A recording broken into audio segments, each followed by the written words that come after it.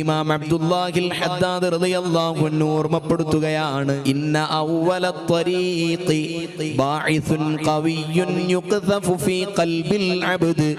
അല്ലാഹു സുബ്ഹാനഹു വ തആല ഒരാളുടെ ഖൽബിൽ ഇട്ടുകൊടുക്കുന്ന ശക്തമായ ഒരു ഉൾപ്രേരണയാണ് യുസ്ഇജുഹു വ യുഖ്ലിഖുഹു വ യഹുസ്സുഹു അലൽ ഇഖ്ബാലി അലല്ലാഹ്. നമ്മളെ ആലോചനകളും നമ്മളെ താൽപര്യങ്ങളുമെല്ലാം അല്ലാഹുവിനെ ഇബാദത്ത് ചെയ്യുന്നതിലെ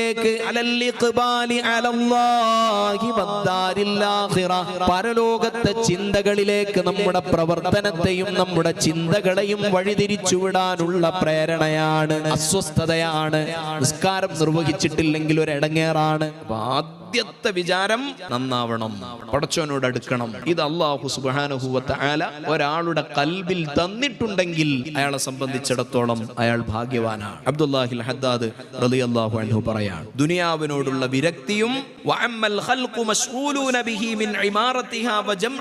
ദുനിയാവ് സമ്പാദിക്കുന്നതിനെ തൊട്ടും അതിൽ ശക്തമായി വ്യാപൃതരാകുന്നതിനെ തൊട്ടും നമ്മുടെ കൽബിനൊരു വിരക്തി തോന്നിക്കിട്ടിയാൽ ഇതൊന്നുമല്ല വലിയ കാര്യം. പടച്ച റബ്ബിലേക്കൊന്ന് തിരിയാൻ, റബ്ബിനോടൊന്ന് മുന്നിടാൻ, അള്ളാഹുവിനോടൊന്ന് മനസ്സ് തുറന്ന് സംവദിക്കാനുള്ള ഒരു തോന്നൽ നമ്മുടെ കൽബിലുണ്ടെങ്കിൽ സുബ്ഹാനല്ലാഹ്, അതാണ് നമ്മുടെ ഏറ്റവും വലിയ സൗഭാഗ്യമെന്നത്.